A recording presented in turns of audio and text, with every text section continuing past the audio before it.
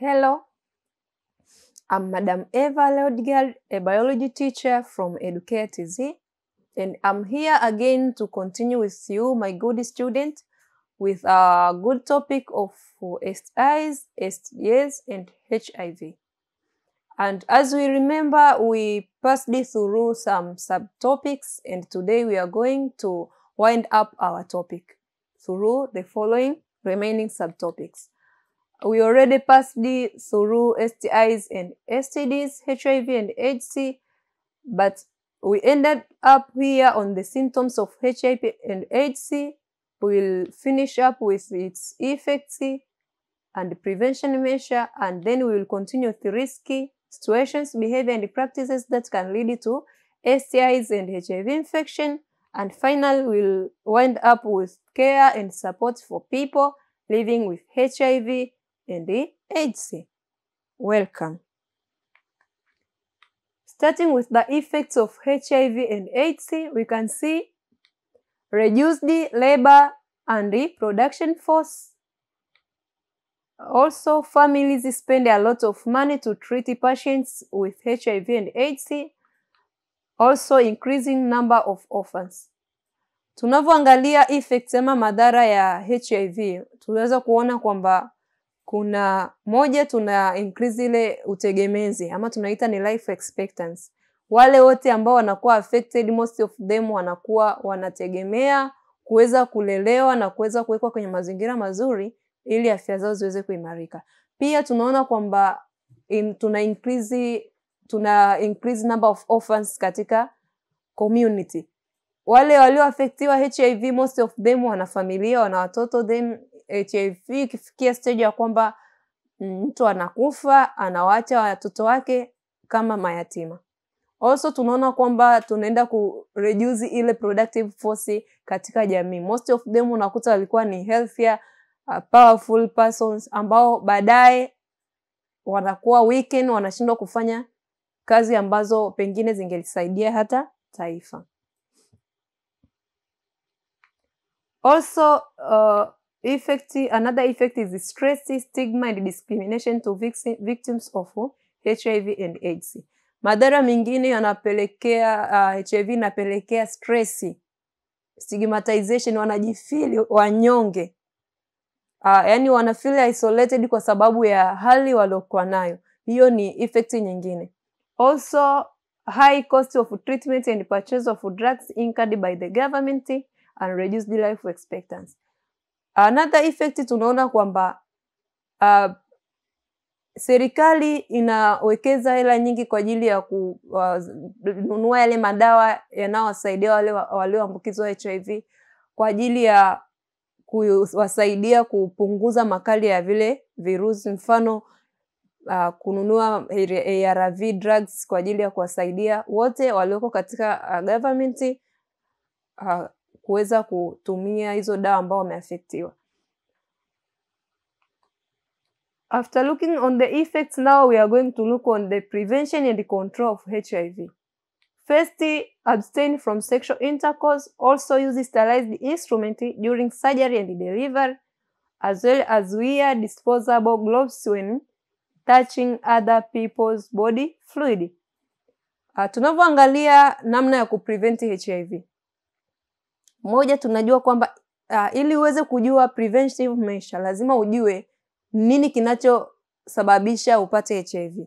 Ukishajua ni nini kinachosababisha upate HIV, utaweza kujua ni namna gani uepuke. For instance, tumeona HIV inasababishwa na sexual intercourse and protected sexual intercourse. The way to prevent HIV, you will have to abstain from sexual intercourse. Also, pengine kama unadili au unamsaidia mtu ambaye ana kidonda au ana tatizo, ameungua, amefanya nini, jitahidi utumie protective gears kama zile gloves, uvae katika mikono yako ili kuweza kujikinga na maambukizi. Kingine, we have to use sterilized instruments. Kwenye mfano sindano, wengine wanatumia kutobolea masikio, zinakuwa ni unsterilized. you never know aliyetumia at the first time labda alikuwa amekuwa affected na unakuwa affected. To prevent infections lazima uhakikishe kwamba unatumia sterilized instrument. Hata nyembe usitumie already used razor blades. Make sure kwamba unanunua the new one ambao ni safe zaidi na ambao imekuwa sealed. Also, only screened blood and organs should be used for transfusion and the transplant respective. Also, do not share toothbrushes and shaving blades. My good students, make sure that kwa sababu as we already studied tumesema kwamba HIV uweze ukamwangalia mtu ukajua kwa kumwangalia kwa macho kwamba ana HIV. Kwa hiyo pengine unaishi nao kuna mtu yuko affected hujui. Ili kujiepusha au kujiweka salama kutoka kwenye HIV, hakikisha unazingatia hizi prevention. Moja hapo ni kama hiyo kwamba in case umepatwa na tatizo labda unahitaji kuongezewa damu, hakikisha kwamba mhudumu wa afya amefanya check up ya hiyo blood kama ni salama. Even though if it is organ transplant, make sure kwamba it is checked. Also, another key important prevention, tunaishi kwenye mazingira yetu, tunaishi na watu, avoid sharing toothbrushes and razor blades na vile vitaulo na vinini. Make sure kwamba una personal items zako mwenyewe unazitunza, unazikeep safe ambako mtu mwingine hawezi kuzi-access kwa urahisi. Also, avoid sharing underwear and towels. On the other hand, people living with HIV and AIDS should adhere to advice from medical practitioners to avoid further transmission. Kwa wale ambao tayari wameshaafektiwa na HIV, tunaenda kuangalia namna gani ya kupunguza haya maambukizi. Wanapaswa waweze kusikiliza zile advice wanazopewa na wale wahudumu wa afya ili kupunguza maambukizi mapya. Also, people living with HIV/AIDS should be given antiretroviral drugs which help to slow down the progression of the disease. Pia kwa wale ambao tayari wameshaambukizwa wanapaswa kutumia ARVs, antiretroviral drugs kwa ajili ya kwenda kupunguza makali na development ya HIV and AIDS. Now we can see another effect is another prevention is that pregnant women should attend prenatal clinics where they can be given drugs to prevent mother to child transmission.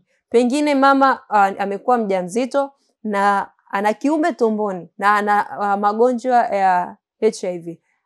Anachopaswa kufanya ni kuhudhuria kliniki ambako atapewa drugs ambazo zitaprevent mother to child infection na kumfanya mtoto atakayezaliwa asiwe na maambukizi. Also, provision of post-exposure prophylaxis within 72 hours following exposure to prevent HIV infection. Hii post-exposure prophylaxis mtu anabidi aitumie ili kujikinga na maambukizi ama kujiweka salama. For instance, tunachukulia mfano mtu labda amefanya unprotected sexual intercourse. Unfortunately akagundua kwamba the one ambaye kafanya naye unprotected sexual intercourse alikuwa na maambukizi. Before 72 hours to pass, anapaswa awe exposed to, amekuwa provided with post exposure prophylaxis ili aweze kuwa safe from infection. After doing that, after understanding on the effects of HIV and its prevention, now we are going to look on the risky situations, behavior, and practices that can lead to STIs and HIV infection.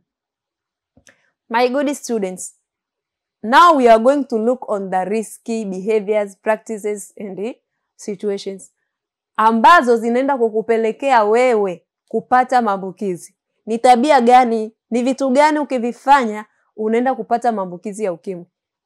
Na by studying this, I hope utakuwa aware na utakuwa unaangalia usije ukapata kujiingiza katika hizo tabia ukaambukizwa magonjwa ya ukimwi. Now, starting with the first one, we can see first is the transfusion using unscreened blood. My dear students, I hope you are still following this session. I assure you that kwamba ukitaka kwenda hospital, pengine umeugua, umepungukiwa damu, pambana, mwambie doctor au mzazi wako, mwelimishe mzazi wako, pengine hajui. Tell him or her to tell the doctor to check the blood before transfusion. Damu ni salama, kama ni salama, then transfusion process can take place. Also, another, you can see sharing of unsterilized needles and blades in health facilities or at home. Tabia nyingine ama behavior nyingine itakokusababisha wewe upate maambukizi ni kushare needles, kushare razor blades, vifaa ambavyo havijawa sterilized, havijachemshwa, na kama vinavyotumika hospitali wanafanya sterilization kuweza kukill viruses and bacteria katika hivyo vifaa ili viweze kutumika. Kwa hiyo tabia itakusababisha like this, sharing of unsterilized needles, also sharing underwear and towels. Kushare underwear na towels, mtu kavaa chupi yake, kuna zile fluids zimetokea katika chupi, the same time you take it and you wear, utapata maambukizi. Be careful, avoid this such kind of behavior. Also, drinking alcohol, smoking bang, example marijuana, and using other narcotic drugs such as heroin and cocaine. Good student, I hope you are now asking yourself on how drinking alcohol or exposing yourself in narcotic drugs will contribute you to be infected by HIV. Okay, listen. Tunavyosema uavoid kudrinki alcohol, kutumia bangi na kadhalika. Sababu ni moja, ni kwamba hizi hapa alcohol na hizi madawa ya kulevya vina tabia ya kusababisha ama tunasema kwamba kuundermine ile thinking ability ya ubongo. By doing so, itampelekea mtu ajiingize kwenye vitendo kama kufanya unprotected sexual intercourse. Na if it happens, akafanya na mtu ambaye yuko affected by HIV, huyu mtu ataenda kuwa affected. That is the way in which drinking alcohol and smoking those marijuanas can lead to HIV. So you should avoid this kind of habit. Also, having immoral friends who pressure others into bad behaviors such as alcoholism, drug abuse and sexual intercourse. Pia to keep good company ni kitu muhimu. Tabia ya kuwa na marafiki ambao always they think negatively, they exploring on how to use ama consume those narcotic drugs, kunywa, wengine other friends wana tabia ya kushindana kunywa pombe. Hizi zote zitakusababisha ukaishie pabaya. Wengine wanakushauri kuwa na multiple sexual partners. Those are the bad peer pressures, ama tunazita ni bad groups ambazo zitakusababisha wewe baadaye ukaishie pabaya kuwa na HIV. Also, accepting favors and gifts such as money, clothes and mobile phones from members of opposite sex or stranger. My dear students, I know you are here now asking yourself how this can cause me to get HIV. Okay, listen. Tunavyosema uavoid kureceive gifts kama mobile phones, kama clothes, ama chochote kitu kutoka kwa members of the opposite sex ama stranger. Inakuwa hivi, maybe anakupa, atahitaji return, atahitaji malipo. Maybe anaweza akahitaji sexual intercourse in return kwa sababu ya kitu alichokupa. So, you as a Form 1 student, you have to protect yourself by avoiding this kind of behavior so that you can be safe from dangers of getting HIV. Also, staying in the secluded places with members of opposite sex or strangers can contribute you to get HIV. Kukaa kwenye sehemu ambazo zimejitenga, secluded tunasema places, umekaa mle na members of opposite sex ama stranger humjui, Siku hizi kuna habari nyingi za mambo ya ajabu. Unaweza ukabakwa au ukafanyiwa chochote kibaya ambacho kinaweza kupelekea wewe ukapata maambukizi ya HIV. Okay, also another behavior is sharing personal items such as toys, underwear, toothbrushes, needle razor blades, and swimsuit. It can contribute. Also, avoid risky places such as bars and the clubs and the casinos. Pia kukaa katika mabaa, makasinos, hiyo pia inaweza kukusababisha wewe kama mwanafunzi ama yeyote yule kupata maambukizi ya HIV. Now we are going to see how to avoid risky practices, situations and behaviors. Tunaenda kuangalia hizo risky behaviors kama mfano kukaa kwenye mabaa, makasino, au kukaa kwenye secluded places na wao members of opposite sex, kushare personal items, kufanya transfusion of blood without checking, kufanya unprotected sexual intercourse. We are going to see how to avoid these risky practices and behaviors. First, abstain from sexual intercourse before marriage. My dear students, I know you are very, very young. Please keep on studying hard. Usiwe na tamaa za kukimbilia maisha kwenda kujiingiza kwenye ngono zembe, kufanya ngono kabla ya kipindi cha ndoa. Stay yourself safe, discipline yourself, fanya ndoto zako, then you get married final, na utaishi vizuri na safely, na hautakuwa less likely kuambukizwa na maambukizi ya HIV. Also, only screened blood should be used for transfusion. Ili kuavoid hivyo vitu ambavyo vinasababisha HIV, screened blood peke yake ndio itumike kwa ajili ya transfusion. Otherwise, ikifanyika kinyume na hapo, ni rahisi mtu kupatwa maambukizi. Also, keep good company and learning to resist bad peer pressure. Kuwa na company nzuri ambayo inashauri mazuri zaidi ya kuwa na company mbaya ambayo inashauri mabaya. For instance, good company can advise you on how to work hard in order to fulfill your dreams, my good students.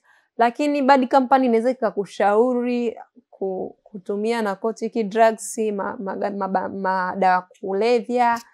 Inaweza kukushauri kujiengage kwenye sexual intercourse kabla ya muda wako na kabla ya marriage na kadhalika. Kwa hiyo, for you to be safe, my students, you have to keep good company as well as to advise your fellows ambao mnawaona kwamba wako katika bad company so that they can be safe.